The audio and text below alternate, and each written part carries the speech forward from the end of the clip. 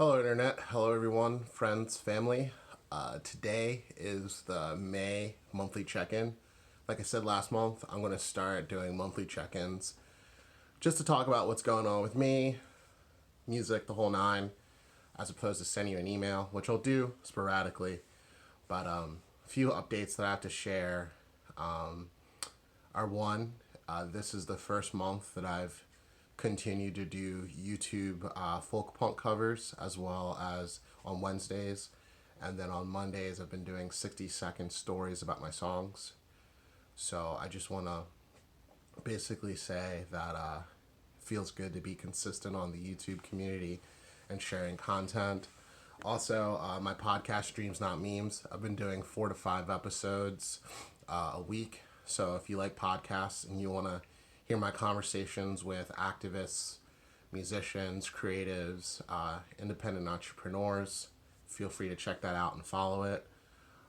Additionally, I released a record called Comfort in the Bedroom, which consists of songs about my feelings with COVID and just being emotionally okay with yourself despite the struggle, as well as a series of chill hop beats where I took songs from my earlier records, Island, as well as Young Professionals, and I took the stems from that and then created beats using guitar parts, bass, piano, the whole nine.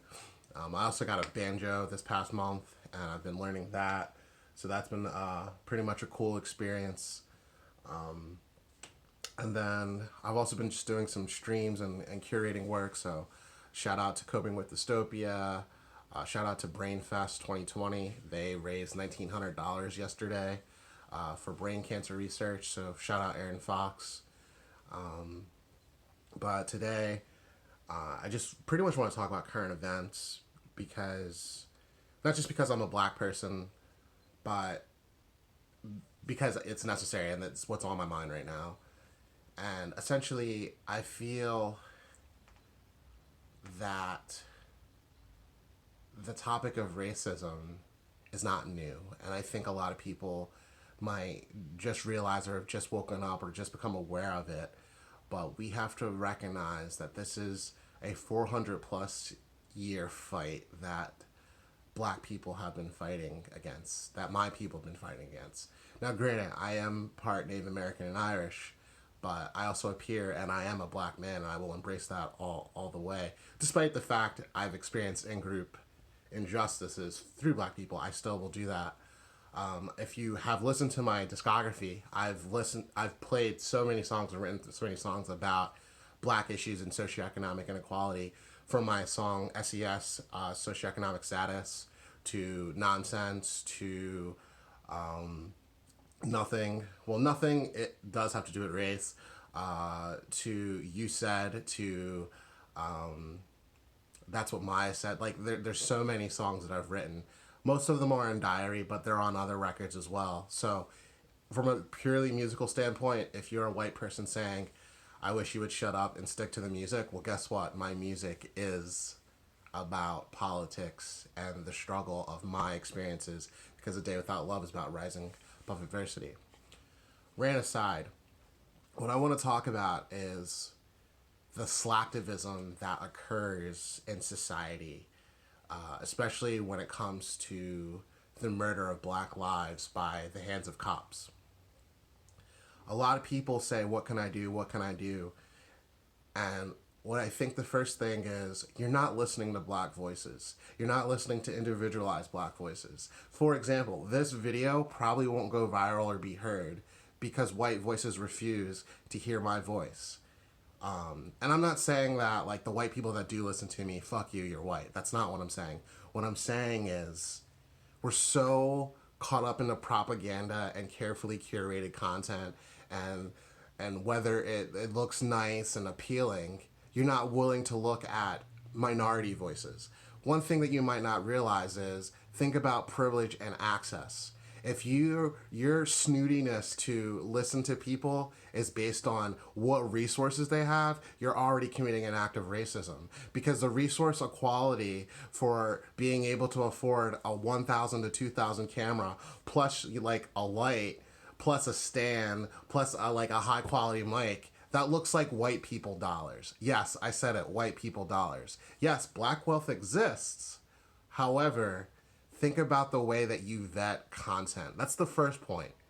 The way you vet content can be inherently and implicitly racist when you create standards that voids the ability to listen to black voices. When you say, I don't listen to rap, it's not for me, you have to think to yourself, rap is literally a blend of jazz, blues, pop, rock, soul, blended into a composition with rhythm-assisted poetry. So to say that you don't like rap means that you don't like other genres of music, or a combination or like a blend of that put together.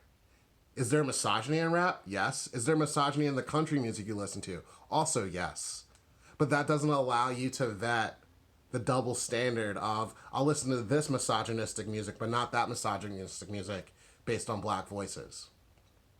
When you share an article regarding current events, do you ever pay attention of whether the author is white or not? Or when a fellow black person on your timeline is speaking about their problems, do you ignore it, but you choose to just be part of the trend? Donating is great too. That's my second point. But I want to know, what do you do at the home? Do you just throw money at social issues and then just say, well, whatever? I paid for it. I've done my part. Do you share articles and say that you've done your part? That's not how being equal works. Because in America, we believe in Band-Aid solutions for long-term problems. And that's why it's been 400 years, because we've been working on Band-Aid solutions. You know, I don't always have money to donate. And I can't protest right now because I have asthma, which makes me immunocompromised to COVID-19. And I live with 2 individuals at my home who are also immunocompromised. So if I went to protest, that would make me selfish. Secondly, I don't have the means right now to donate given financial restrictions. But I will put donation links below for various places that you could donate, not just limited to, you know, prison reform and freeing protesters, but related to supporting black causes, which segues to my next point. Are you supporting black businesses? Are you donating to me? I'm a black business. I'm a black musician. Are you donating to other black artists? So to the DIY community. Would you rather listen to a white person talk about black issues, or would you rather listen to a black person about black issues? And then, does it have to be approved by the white people, or are you willing to take the next step to listen to something that's different than you? Every day, black people are expected to be okay in a white space. But when the opposite happens, it's suddenly sketchy or hostile. How fucked up is it that when a white person goes to a party, they suddenly feel validated for feeling hostile, but then when a black person goes to a party full of all white people, we're just supposed to be complicit? I want you all to think about the double standards associated with race. And then after you confirm those, I want you to think about all the double standards associated with being in a certain creed, in a certain religion, in a certain gender, in your sexual orientation. Marginalized people are fighting, and they're fighting silently, and they're fighting with their voice. And a lot of times, you're not listening. I'm not saying this because my streams are low. I'm not saying this because, you know, I'm a small artist. I'm not saying this because, you know, there's times where I wish I was better. I always try to put myself 110% because I realize in this world, the world doesn't accept black people as much as they accept white people. When it comes to protesting that's happened in the past 24 hours, do you want protesting to be just a weekend event for you and your friends to hashtag your lives away? Or do you want your protesting to be something where you give voice to the voiceless? And then more so, quoted in BuzzFeed, there are white people that are starting violence ahead of peaceful black protesters. I want to ask you this, again, in the same way that you'd rather engage with white curated content about black experiences, are you stepping in front of black voices in protesting? That's also just like POC, like I said in Black and DIY and Diary. How are you addressing black people? Are you scared to use the word black? Do you use POC as a replacement of black? Do you like really carry on the historical issues associated with naming black people? And what I mean by that is your people took us away from our country and you called us the N-word. I will not say that.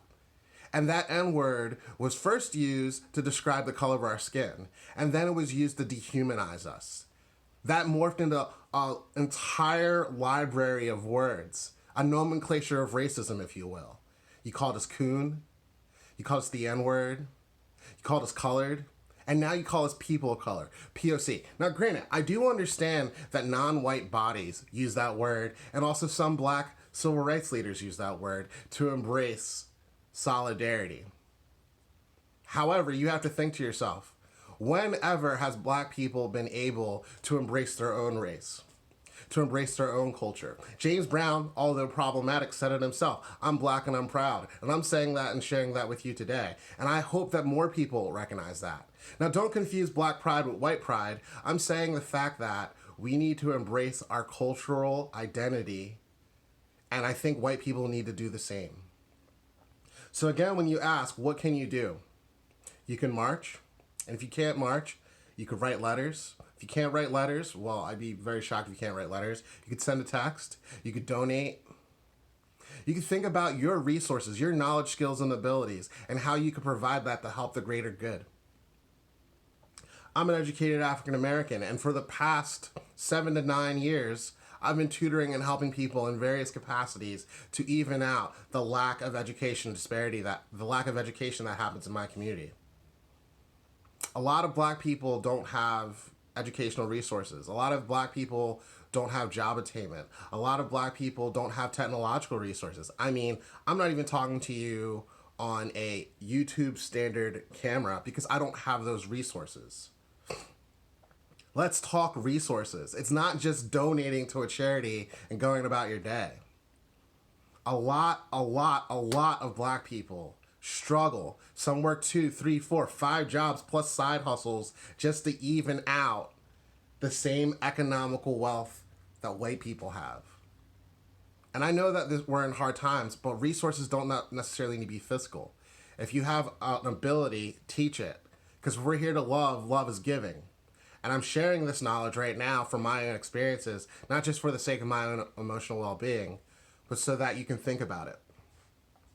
If you can't give resources, if you can't protest, if you can't, you can do all of these things. There's no, you can't do any of this. Because we need to sacrifice our own egos for the greater good. To wrap up, because I've been talking for 13 minutes and I could go about this for hours. I could even do a TED Talk if I wanted to. Well, if TED Talk would allow me, that is. Because again, resources. How many black people are on TED Talks? We have to think this way, not just for black, white, but for all groups. And don't confuse this with all lives matter.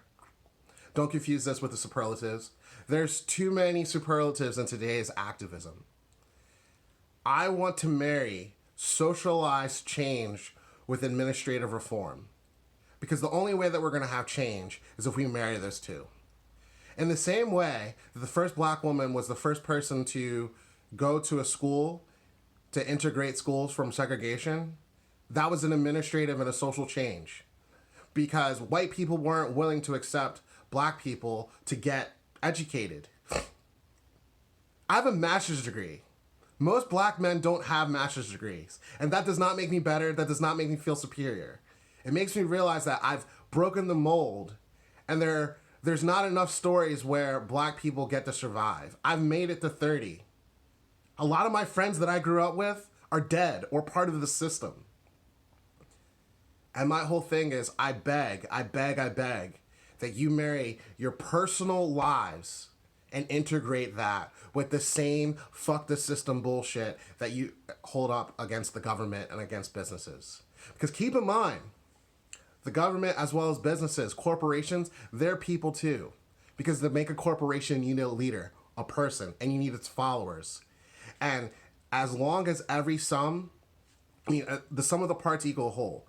And what I mean by that is, as long as every person takes personal accountability to be a better person, to put equality at the forefront of their lives, to help another person become better, as opposed to using this cancel culture, us versus them, militant politics, where you call me an ally as if, I'm in a battle, then maybe, just maybe, we can embrace love. We can embrace change.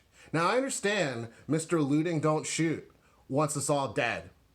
It's very fucked up that Donald Trump is complicit with, white people fighting for getting their small businesses back, which they were violent if you read some cases. But then when people are fighting for their lives, now it's time to fight people. Think about it. Our government doesn't want us to live. I didn't write that song for nothing. So I did say this was my last point, but really think about your lives. Think about who you invite to your wedding. Is your wedding all white? Think about the church you go to. Is your church all white? Think about who you date. Do you just suddenly say, I don't date black people? Or do you fuck us and then never date us because your dad doesn't like us? Because I can tell you right now, my entire life has been based on stories upon stories of being told I wasn't black enough for the black women, or I was too black for the white women. And you know what? Black women could definitely attest to the same thing. Black trans people could attest to the same thing. Black non-binary people can attest to the same thing. When you're living in a romantic life and you have to be reminded of your race or the size of your sexual organs, that's fetishism. Do you fetishize black people? Because you can't be out there on the on the marching lines going, Black Lives Matter, and then you're fetishizing us in the bedroom. When you have a job and someone's looking for an opening, and you know a black person that's struggling very hard to get a job, and they're absolutely qualified, do you ignore their post on Facebook or LinkedIn or Twitter to actually get a job? When you're listening to music on Bandcamp and you say, hey, I'm looking for music on Bandcamp, do you ignore the black person that posts their music because that's suddenly not your type? When a black friend messages you and they need your help, do you ignore the black friend over the white friend simply because they're black and you don't understand their issues? Well, guess what? It's time to understand. It's been time for 400 years. And I ask of bigoted and non-bigoted white people to embrace cultural change. I write songs because I experience adversity almost every single day of my life. So, truly to wrap up, because it's 17 minutes, I hope change occurs in your life every day, whether it's physical, spiritual, societal, and you embrace that change. And I've gotten my point across. Because in the end of the day, we're all struggling one way or the other, and you keep your feminism intersectional. You hold people accountable for their issues. And you also recognize that people can change. Because I do believe racists can change. I've seen it. And lastly, love each other. And this is the point.